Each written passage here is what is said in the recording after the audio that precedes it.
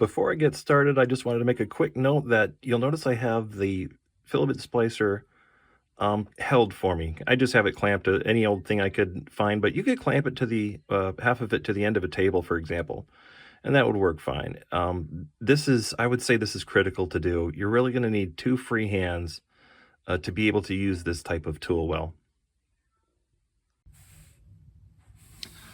This is a quick video on how to use this 3D filament splicer. I've struggled with it for for a while, but I've come along a nice tip that I think really helps make it usable.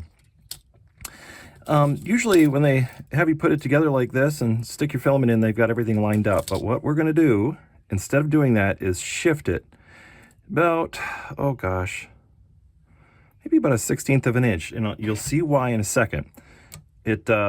It's what I think really enables this particular type of splicer to be usable. So I've got two different ends of filament here. I'm going to go ahead and try to straighten them out just a little bit. Try not to break it. Try not to break it. This is some old filament. There we go. That end's pretty straight. I'm going to flatten out this one a little bit. It doesn't have to be perfect. It'll still always have a little bit of a curl in it, but that's okay. And I'll put my silver one on the right. And here's why we have that offset.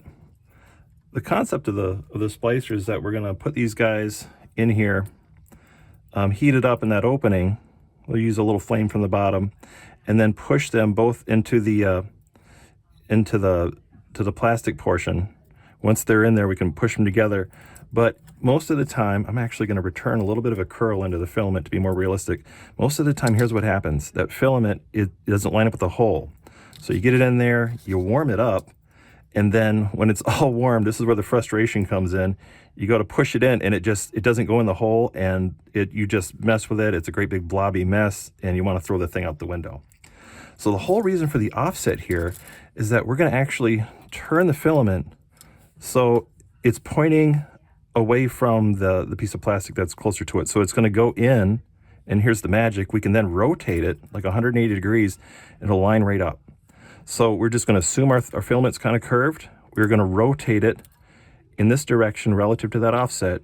We're going to warm it up, push it in, rotate it, and then we got a nice positive engagement that we can count on when the time is right. So let's do it. We'll kind of try to do it in 3 steps here.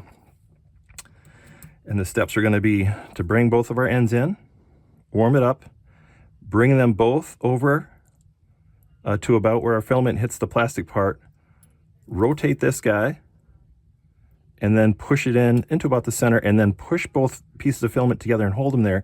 We really have to hold them there together for a while too to let them cool. So again, it's going to be step 1 is heat. Step 2 is bring them over and twist this 180 degrees. Step 3 is push both pieces, or move both pieces into the middle of the plastic and then push them and hold them together for about maybe half a minute till we get that stuff a chance to really cool down. So let's try it. So I got my filament rotated here in the right direction. And I'm just going to use, I got a little votive candle here. I'm going to put it down there. Yeah. I don't know, probably about an inch away. And I'm just looking for there it goes. The filament's kind of getting glassy and soft looking. Maybe just a little bit longer. There, so it's going to be 1, 2, 3. Going to push them in there and hold them together. And I'll hold them there for about a half a minute. We'll jump into the future here so you can see what we got. Okay, and it's been about a half a minute. I'm going to open up, I just have to open up one side, just enough so I can get it off of there. I'm just going to loosen it, pull this away, just like I would as if I was working with 2 reels that were connected together and I was only halfway in between. Oh. Like I can't quite get all the way out. There we go. And there's my joint. Now I'm going to have to go in there and clean it up a little bit, but I'm going to test it. That's pretty darn good. I trust that any day. And I'm going to use just a little number 11 X-Acto blade to push to trim this up. And that's it. I just got done just trimming this up a little bit. I just use a little number 11 X-Acto blade and trim it up until I'm confident that it can pass through my trimmer tool and go all the way around. And the bond is really good. It's funny, it's so simple. We're just going to heat it up and push it and hold it.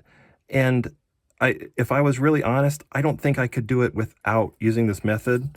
where the holder is offset like that, if it's aligned, like this, I just can't count on that all critical effort to immediately push it into that plastic area and push both ends together while it's warm. Without that ability to do that, if I get stalled, if it gets turned around, it's just a big mess. So just to reiterate, I really feel like you have to offset it and use that technique in order to be able to get this particular version of a filament joiner to work.